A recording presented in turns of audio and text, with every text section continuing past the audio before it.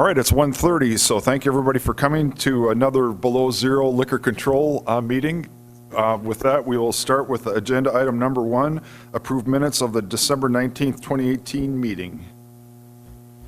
If you've had a chance to review them, I don't, if there's any changes or corrections, otherwise we'll accept a motion. I'll move to approve. We have a motion. Do we have a second?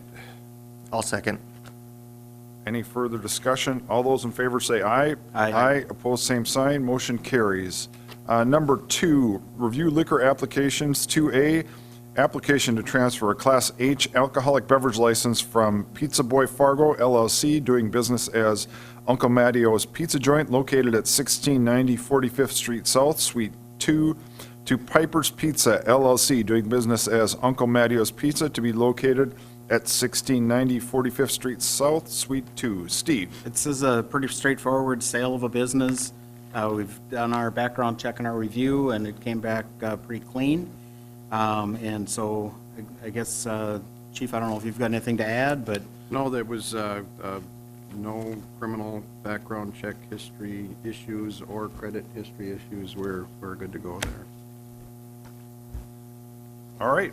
With that, unless there's any other comments, I will accept a motion for that. I would make a motion to approve. And do we have a second? I'll second. We have a second. Any further discussion? All those in favor say aye. Aye. Opposed, same sign. Motion carries. Number 3, Jody Plessity, Lake Mode Liquors, would like to address the board. Come on up, and if you want to go to the podium, just give your name and address. We'd appreciate that, and fire away. Try to be kind to the people on the board at all times. That's kind of a rule that we would all like to follow. Go ahead. My name is Jody Plessity. I'm the owner of Lake Mold Liquors in South Fargo. And I'm kind of in a unique situation that Steve can probably help me elaborate on. But I've been in the process of trying to sell my business for the last year and kind of went through some corporate changes and names and things that were not in my control, unfortunately. So I guess, Steve, if you Yeah, kind of want to elaborate. sure, yeah. So it's been a number of months ago, this board approved and the city commission approved a transfer of the liquor, selling the business and the license to Hornbachers. But before all the i's could be dotted and t's crossed, the Hornbachers and Coburn's merger kind of happened, the Cashwise. And so what ended up happening is that Coburn's already has a B, and they have a B limited license, and so in the ordinance, it says that we can't, if you own a B limited, you can't have a second B limited, and so it's kind of put Jody in a bit of a bind, in that, trying to figure out a way to complete that deal. I think if we rolled it back, 6 months or something like that, if the Hornbachers would have been completed like in June or July, and then the Cashwise came along in November and merged, I guess it would really be the city commission making the decision, but would the city commission put a business out of business because of the ordinance the way they are, because of that merger? And that's kind of the question. Jody and I have been talking for at least 2 months about this and trying to figure out a way to make it work out, and I've really been at a loss. I can't figure out a way to make it work. And so I guess I suggested that she come to the board here, liquor board, and kind of discuss where we're at and what, and I guess you're probably looking for some guidance from the liquor board.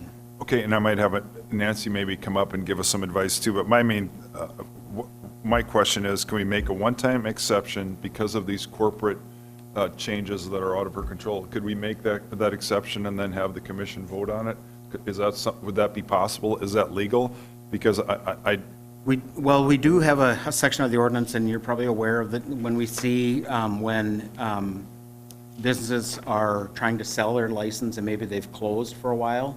One that's still out there is the Firebox. They negotiated a license and then decided not to even open a business, and they've been trying to resell that license for a while. And there's a provision in the ordinance that comes to the city commission, and they ask for a waiver of that provision. And so, now, I don't know if we can do that with something like this. Maybe it's something Nancy could take a look at, but So Nancy, I don't know, and I don't want to put you on the spot if you don't feel like you're ready, but to me, that's what I'd like to have us do, to do a waiver, since this is a one-time, it's corporate buying and selling that's out of the control of the seller especially. Yeah. So, and are you ready to answer that now, or would you rather wait? I'm not in a position to answer that now. Okay. As to whether a waiver would be available under these circumstances. That wasn't the question posed to me, was whether or not Coburn could own the license. And I said, it depends on if they own 5% interest Okay. and another license. Then the answer under our ordinance it's is no. Okay. But I haven't researched. We've explored that possibility, but, But well, I'll just give you my, okay. I would like us to do the one-time waiver, because I think that makes everything stay intact, but it recognizes what's going on. I guess that, unless anybody has an objection. And then in the meantime, if we vote on this and it passes, that you could research that, and then before it comes to the city commission, then be able to update us. Would that be possible? That's fine by me. I don't know that you want to vote on it Okay. yet. Okay. Before we have a discussion. Okay. as to, whether or not the policy is met by having. So would you recommend that we continue this? Okay, so, and I apologize, come on up and talk, but, and I know it causes a hardship for you, but I think we have, the main thing is we have to follow the rules and the precedent, but, and if we continue this, then it's basically another month, so will that jeopardize? My main thing is I don't want to impact your, because I know you're waiting to move on with your life as well. Yeah, I guess the situation arises where I'm kind of stuck in the middle. The super value side, should have really finalized the situation, and then they would still be sitting here with the same issue, Coburn's would, because they would have had to change the license name. It's already been transferred to Hornbuckers, Inc. It's sitting out there. So Hornbuckers, Inc. is no more. So they would still be in the same situation, and unfortunately, I'm stuck in the middle still and not able to move on with what I'm trying to do. And I'm actually moving a 180 direction in my life, and I just really need it to be over. Well, and I apologize, and I hope you realize that this isn't something that we have to follow the rules, and so we'll do it as quickly as we can, but, and are you sure we can't do that, Nancy, that we can't have this go to the city commission, or is that just not possible?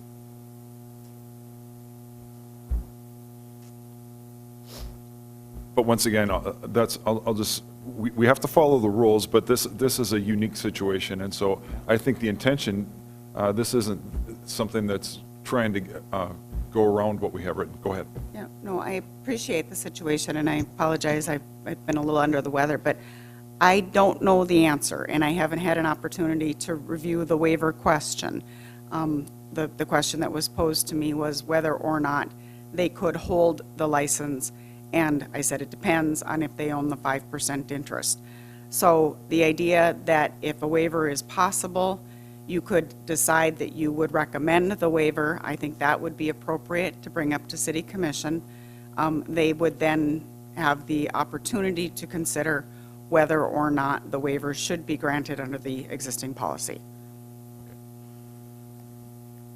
So I think we could do that. Yep. And then get the answer back, and then if the waiver is approved, they could apply for that transfer. So we could work through it that way. And unless anybody has anything else to add, I think that's the recommended way to go. Nancy, you don't have to be here if you're not feeling well. You're making all of us nervous. Is there any reason she's over here, everybody's over here? Maybe everybody knows. All right. Any other comments? Otherwise, I think. I think if it's all right, I'll make a motion that we explore the potential waiver and bring it to the city commission for direction. I would second that. Okay. We have a motion and a second. Any further discussion? All those in favor say aye. Aye. Opposed, same sign. Motion carries. Very good. Thank you very much. Next one is number 4, Fargo Cast Public Health, update on server training and compliance testing. At the last meeting, Commissioner, there were comments made regarding the compliance with server training and then with the testing, the compliance checks that we do. And I don't know, Larry or Kayla, are you going to talk about this at all? But so I asked the health department to kind of put together, their statistics, and we've got those here now. I was a little bit surprised to see this too, that we have as many that are below the 80% that we were looking at. So, Thank you, Steve. Good afternoon. My name's Larry Annenson. I'm the Director of Health Protection and Promotion at Fargo Cast Public Health. The division that I oversee coordinates the server training programs as well as the compliance checks. I do need to mention that the success of both of these programs is due strongly due to the positive collaboration with the Fargo Police Department and other key agencies. However, I will say as well that these collaborations and these programs take a great deal of time. Although important, they do take a great deal of time. The data that is in front of you that Steve asked us to gather is in regards to the server training programs that Kayla Baker compiled. Kayla Baker is a community health educator here at Fargo Cast Public Health, and she is most closely involved with server training, compliance checks, as well as our victim impact panel. We do get rosters when businesses renew their liquor license, and just like Steve said, we hope and we look for and we use a threshold of 80%.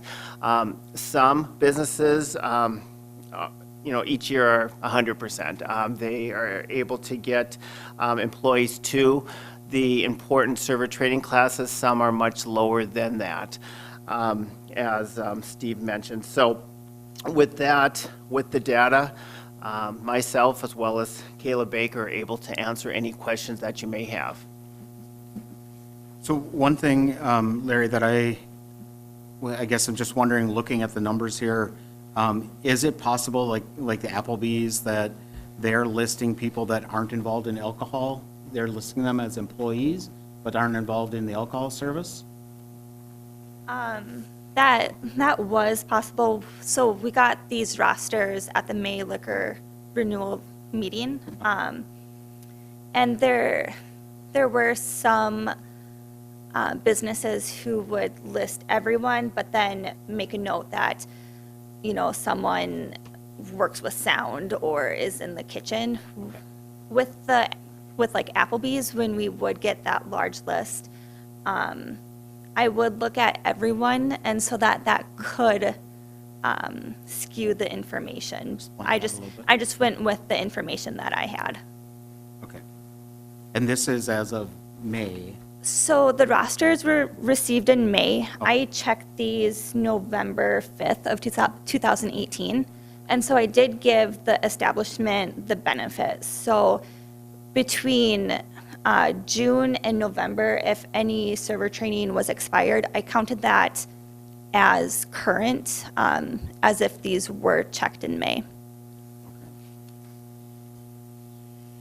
Just, I guess, if you don't mind, I'll comment real quick, but to me, this is alarming. If we're, I mean, there's so many that are below the threshold, and so is there anything, can we send them a notice or something like that, or what is your plan? So every month, I schedule the server trainings, and I generally have about 4 server trainings a month, which I then email to all the managers or bar owners to let them know this is the schedule, so they get the information.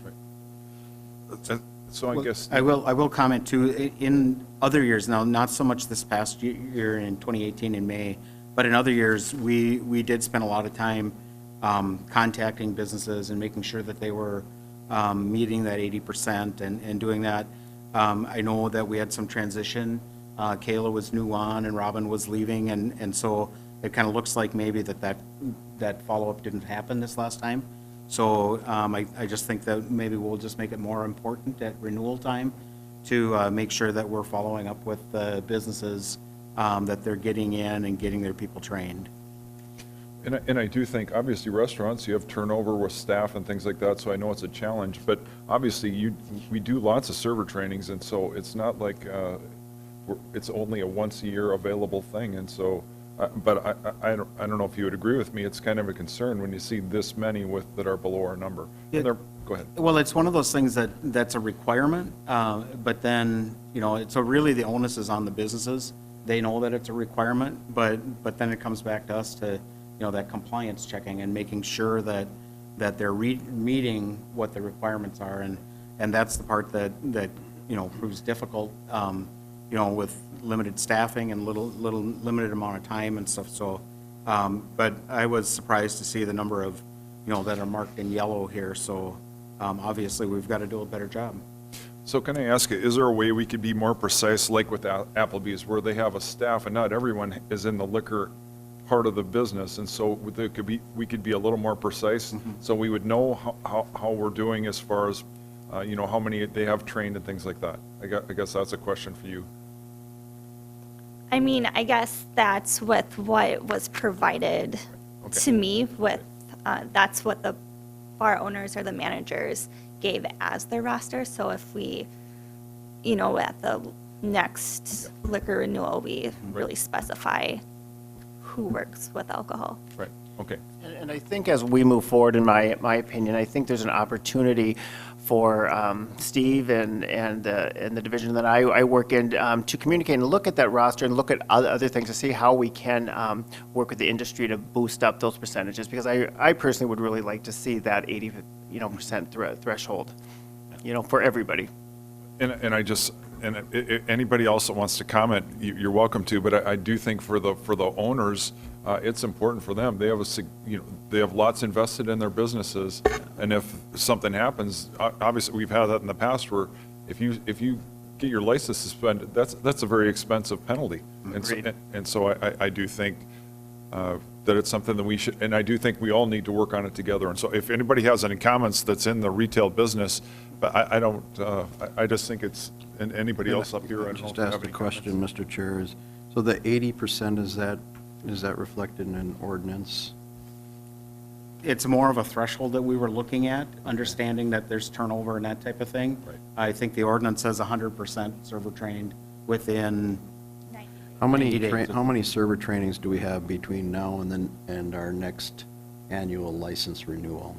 so as Kayla said, we usually do about 4 a month. Okay? But then typically in May and June, they'll do double that, so, So 2 would times a week. it be unreasonable to say that, to tell license holders you have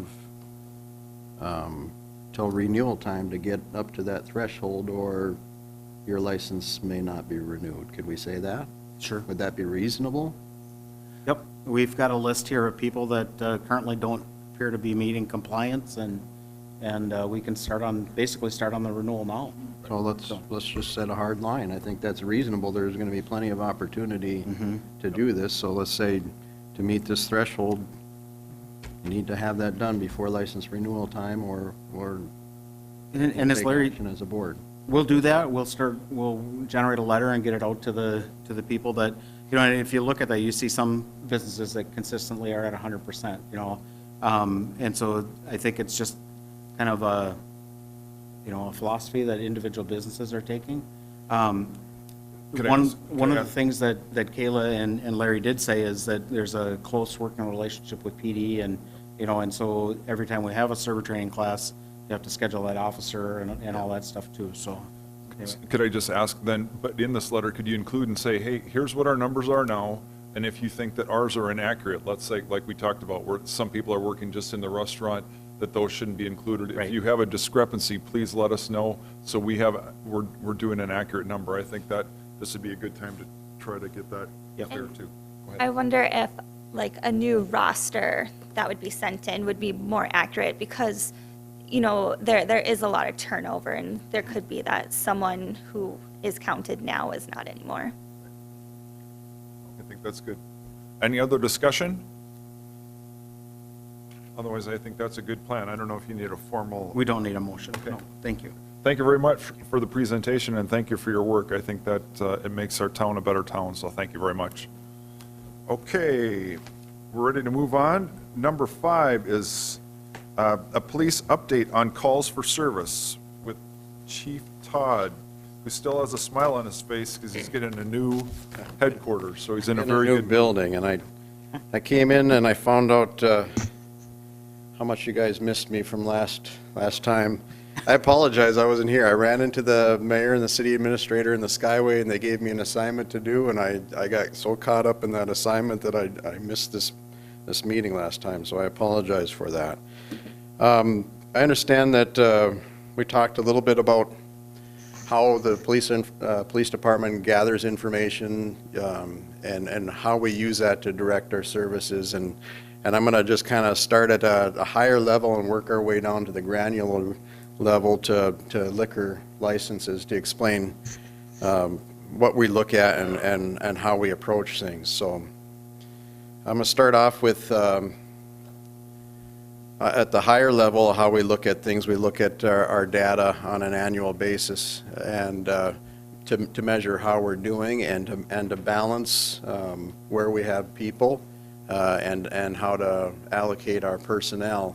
And that's everything from different types of crimes that occur anywhere from shoplifting on up to homicide, as you can see, and then our calls for service, our arrests, our traffic cites, our accidents, our DUIs, our Part 1 crimes and our Part 2 crimes.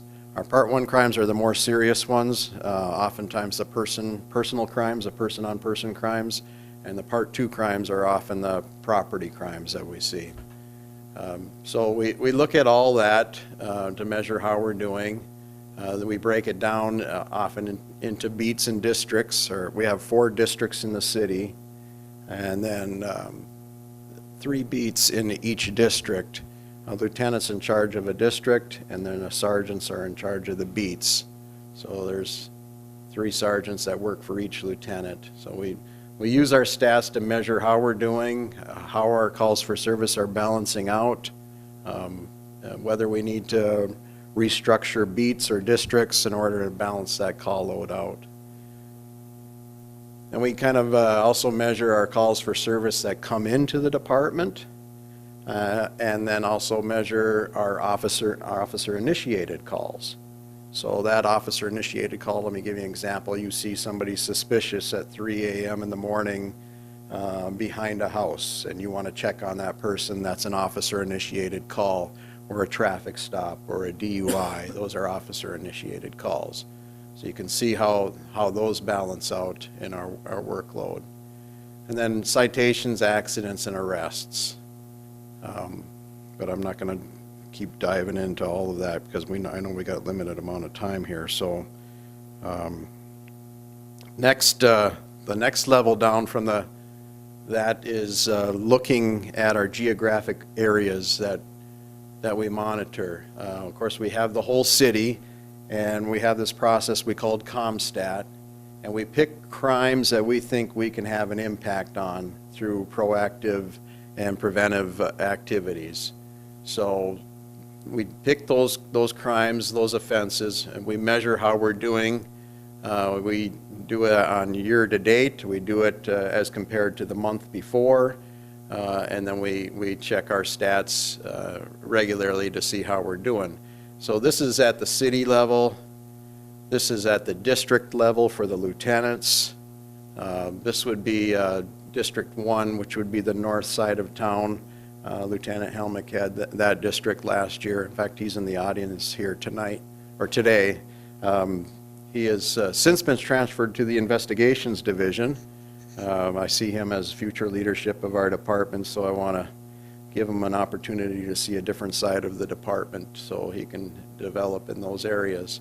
But from the district level, then we can go to the beat level. This is the downtown beat and the stats associated with that. The middle beat on the north side, and then the far north beat. So we measure all those stats, and each sergeant and lieutenant may be called upon to say what's happening in your geographic area, what are the issues that you're dealing with, how are you dealing with them, what's the analysis that you've put into this, what was your plan of action, what was the results of your plan of action, and did you have to tweak it and go back and adjust your plan of action, and so on and so forth. So we do that with each district and each beat. Now from that level,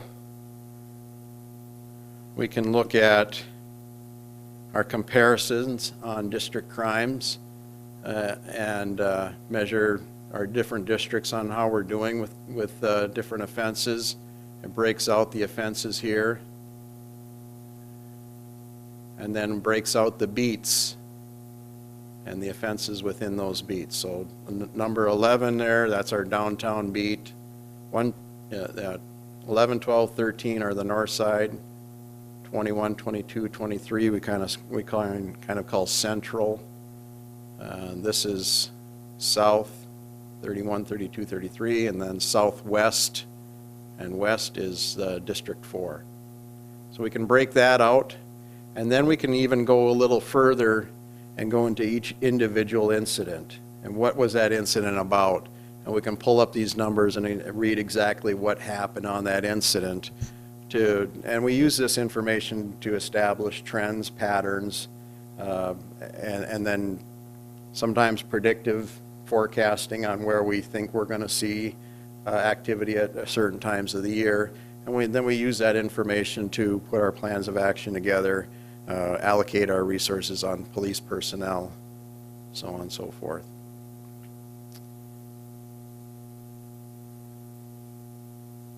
So then we can, as more pertains to this board here and this audience, we look at also liquor control issues within each beat, within each district.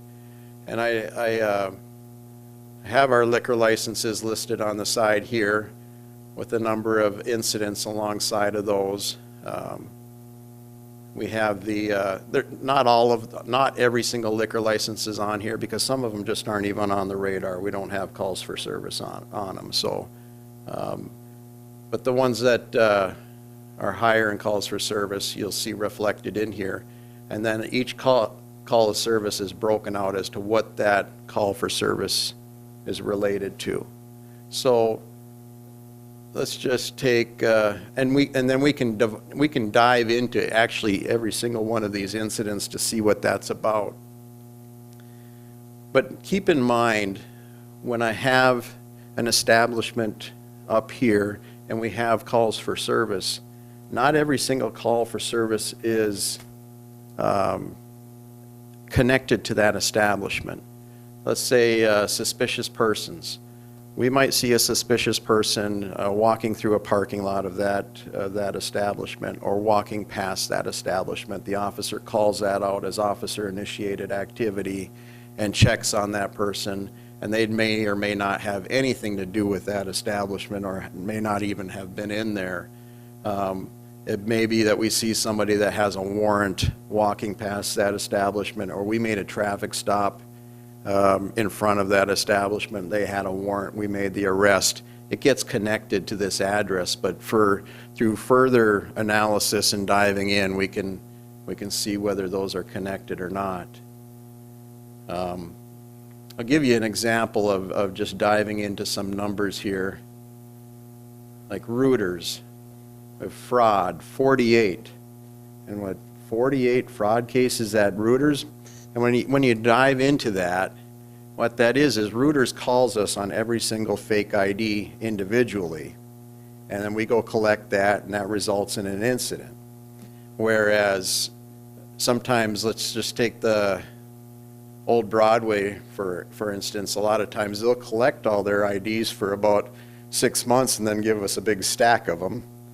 And we go there, and there might be 50 IDs there, but that counts as one incident. So you have to really dive into these numbers a little further to actually see what they are and what they pertain to. So, if we see a pattern of concerning behavior through this data analysis, what happens is the lieutenants and sergeants get that information oftentimes through data mining themselves or through our crime analyst. They then go out and speak with the staff at these establishments and say, here's the issues that we're seeing, the pattern or trends that we're seeing. They come up with a plan of action to address that, hopefully in conjunction with that staff. If they don't feel like they're getting traction with that staff or that management, then they come see me, and oftentimes that's a conversation with ownership that I have. More often than that, we're able to handle incidents and manage incidents and come up with an action that works at that level. If it doesn't, if I don't feel like we're getting the cooperation, then it ends up here at this board here. Oftentimes, we might have a private conversation first that saying it's coming to the board, and that spurs action too. So there's a lot of behind the scenes data gathering that goes on that directs how we do our policing. It directs the conversations we have with management and ownership.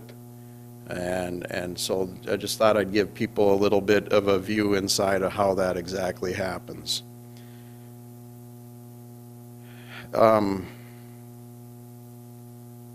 If you don't mind, Steve, I'm going to just go to other and just address this because it's kind of connected.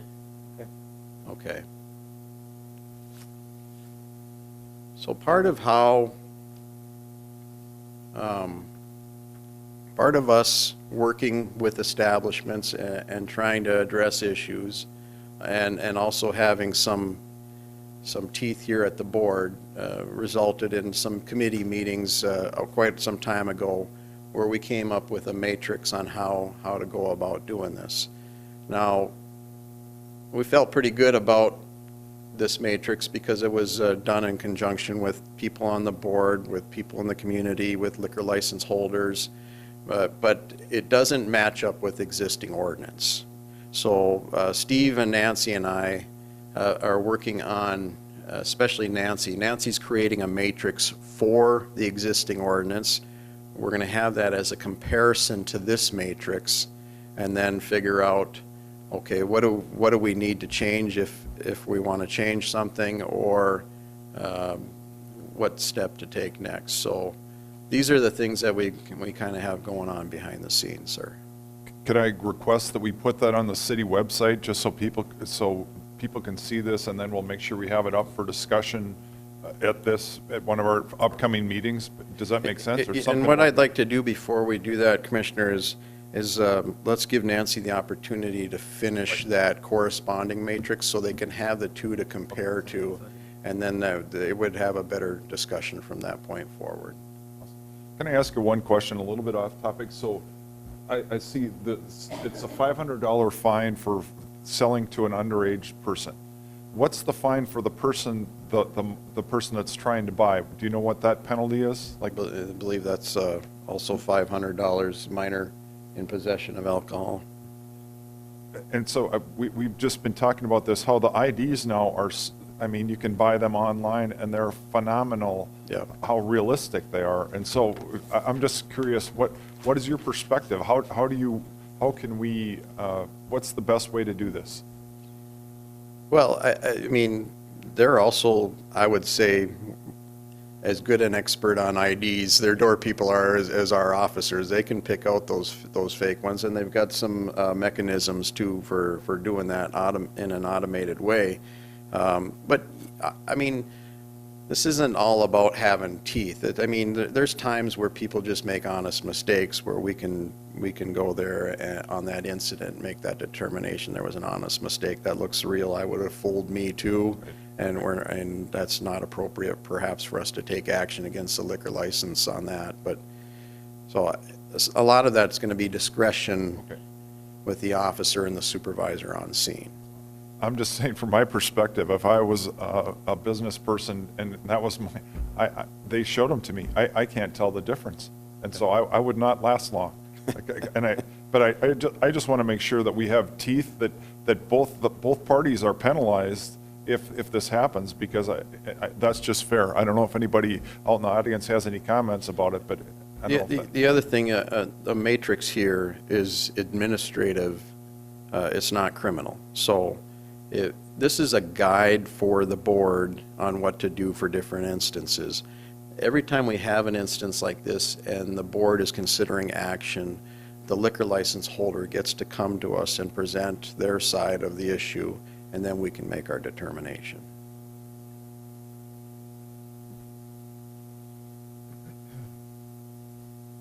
Does anybody have any questions? Come on Yes. up. Anybody else that wants to, just, you're welcome to.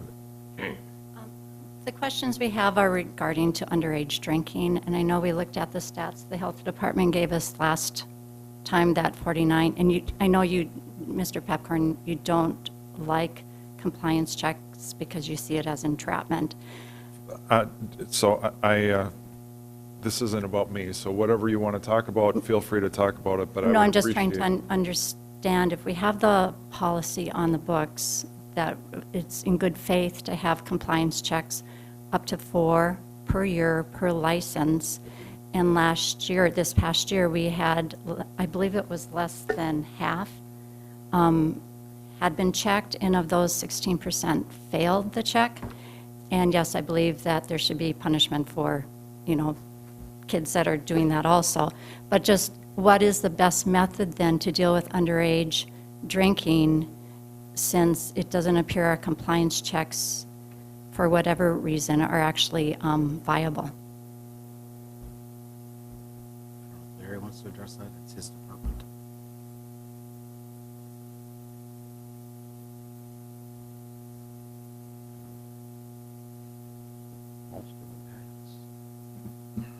It's a good question. Go ahead. It really is a good question, and it is correct that per liquor license, my understanding is, per ordinance, they should be checked 4 times. Last year, 2018, there was 95 checks. And as mentioned previously, the major reason why is the time commitment, the coordination, not only to find officers, which is overtime above and beyond their regular duty, regular hours, that can be a challenge to find minors, as well as just the coordination piece can be a challenge. Ideally, I would like each established check 4 times a year, but we do have our challenges and difficulties trying to meet that goal. Very good, thank you. Any other comments or questions? Anything else to add on that? I mean, Larry's right, the time commitment for this number of liquor licenses to do 4 a year, and it's not an excuse, it's just, it's a reality.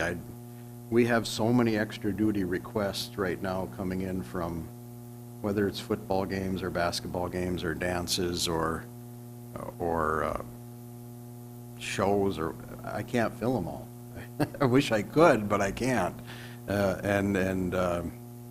So that's the challenge of doing 4 for every single license a year. It's almost impossible for us. Well, and so I'm wondering, I mean, obviously with some of our licenses, there's a difference in the use of the license. Some licenses are very, rarely used, or used at a minimal level. And other licenses are the full-blown bars and that type of thing. And maybe what we have to do is, rather than trying to do 4 per year per establishment, is we start looking at the licenses that have the most potential, harm, and then put more concentration on those. That might be one way to help solve that. Well, that's, and to use your information that you gather, I mean, if you look down the list and you have one business that we're having a lot of issues with, obviously, that's the place where we should maybe spend a little more time concentrating on, so I would agree with that. All it takes is more money, more staff, more personnel, more police officers. That's what it takes. Any other questions? Any other comments? All right, Steve, so then the last item is number 6, the liquor audit results. Sure, and so in your packets, I included the liquor audit results. And we did have one facility that did not meet the food percentage. And so I have sent a letter to that establishment, and we're in initial discussions.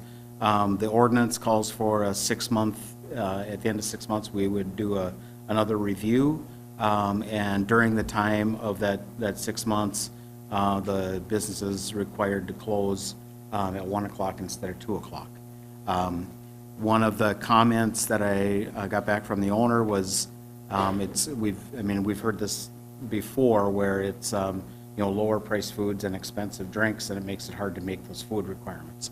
I would say that anybody would think that this place is a restaurant. It's, it's not something that people would typically think as a bar and, trying to operate, in a devious manner or anything like that. So I just wanted to kind of make you aware of that, and we'll continue our discussion with that business owner.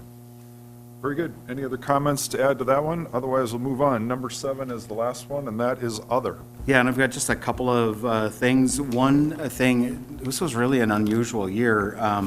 The chief received an email from Missy Teske at the state that said, here's the list of businesses that didn't renew with the state. And so we started working down that list, and, we always have a couple of people that it slipped their mind or whatever and didn't get it done. But this year, I think we had like 15 or something like that. Yeah. And, a couple of them on the list or businesses that had closed. But we've continued to get emails from Missy, and, most of these places have now, taken care of it. But it was just kind of an unusual thing, and it was just an FYI to make this board aware that, we had that, and we had that communication. And for people in the audience, what happens is the Attorney General's office sends me a letter if liquor license holders don't renew at the state level. What then I do is I send officers and supervisors out to notify those establishments that they cannot serve if they have not renewed their license, and that they have to cease and desist immediately until they get their license fixed with the state. Then Missy emails me individually back for each license holder that then remedies that situation with the state, and they can then at that point they can sell alcohol again. Very good. And I have just one final thing, and I apologize for this not making the agenda, but we had an e-permit request, so somebody wanting to have an event, and we met as city staff earlier this week. We had police, fire inspections, health, and myself there, and we talked about the location, and we talked about what's been going on there, and we decided we were going to deny this request. Well, word got back, not from, we informed the license holder, and then the license holder contacted the person that was going to host the event. And the person holding the event is a different person than the one we've been dealing with in the past, although the liquor license holders are the same. And so I did tell, and I don't know if Matt's in the back there. Did you want to come up, Matt, and kind of make your case? Talking to Matt, he said he's kind of like the initial stages of Jade Nelson. Jade Presents, and he's trying to grow a business, and he's got something booked for the weekend, and not having alcohol sales there might kind of impact him a little bit. Okay. So yeah, my name is Matt. I do some small events. I've done some stuff in Minneapolis. I've done, this is my 5th event here in Fargo. So my second actually would be, this is the second time at this venue. As far as what I've done there, or I guess anywhere else in Fargo, we've never had any police problems, never any fights, no underage drinking. I guess the guys that have that lease have done some of their own parties and had issues. But I guess my request today would be to be allowed to do, have the alcohol sales. We're actually using a different vendor than what they usually use. I think they use the Juice It guys. We had requested Chef's Table. So especially with our alcohol too, we have it kind of corned off from the rest of the area. security lines along the bar, so there's no drinks getting passed across. I try to keep as professional as possible. Like I said, we don't have any, I've never had police issues with our events. I guess I'd request to have it approved, at least my event's on the 25th, have the license or the permit approved for the 25th. Like I said, we're different from what they usually have going on there, so. If you guys have any questions, You guys have any questions? answer them.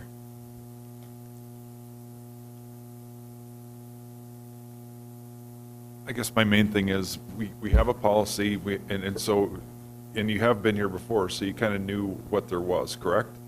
And so I don't get how it's more difficult this time. What's the difference? What's that, what difference as far as what? As far as did he not have to go through the same system before? Yes, one of the differences is that he has picked a different alcohol vendor than has been there in the past. There's a lot of moving parts with this one. The venue itself is being converted from being pretty much an open space to having a restaurant on one side, and we anticipate that restaurant will then close off any openings. You used to be able to free flow back and forth. And when that happens, it's going to affect the occupancy, and so that's why we brought in fire and inspections and, and so again, there's a lot of moving parts with this one, and I don't know. This event will happen too before the restaurant moves in. Okay, It's before next- It's next Friday, yeah. Okay. But I put a few $1,000s in each event. Not having alcohol sales is definitely gonna affect my pockets. So with my events, I like to do 18 plus. So, being in Fargo, we kind of have, a lot of binge drinking and things like that. So I like to make mine 18 plus to kind of give like the college age kids something to do besides getting drunk in someone's basement. They can come out to an event. We don't have a ton of, I like flying DJs, so we don't have a ton of events like that. So I give them that option. Also, I like to have the alcohol there for, I'd say half of my crowd is people that kind of just support me and come out. So instead of going to the bars on a Friday, they come to my event. But if they don't have the option to maybe have some beers there, they'll skip the event and go to the bars instead. So yeah, not having the permit is definitely gonna affect my bottom line on this one. I'd kind of like to hear from Inspector Helmick if he has any additional comments, I guess.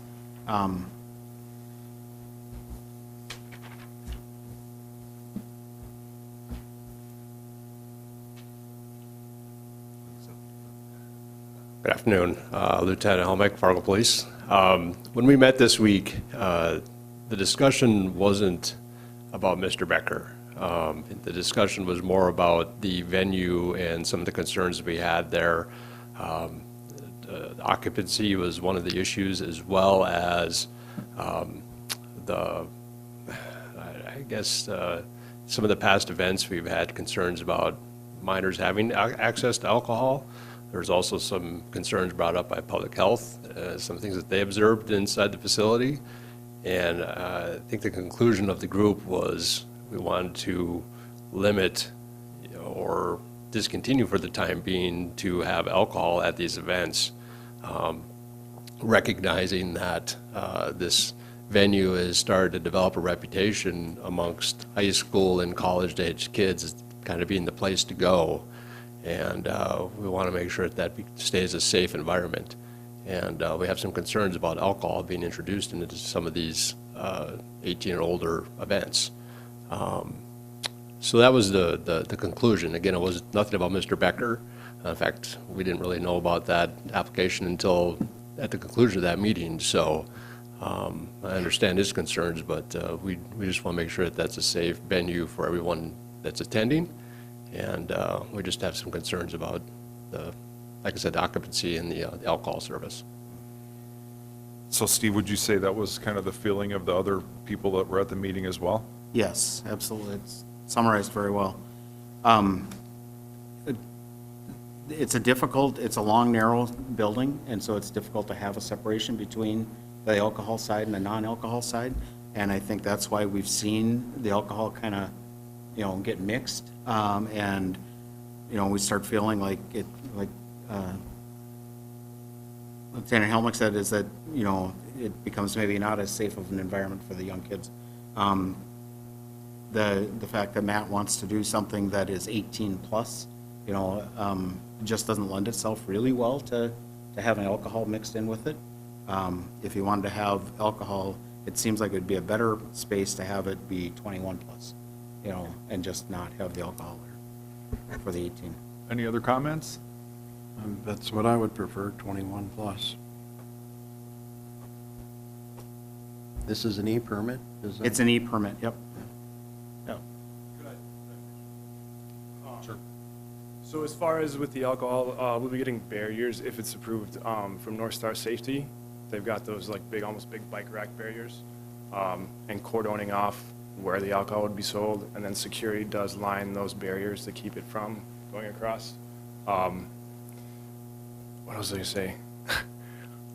I guess, yeah, one more thing is I guess the issues, I'd ask that like the issues that have been at that venue not be used against what I have going, because like I said, they do things their way. I try to do things as up and up as possible.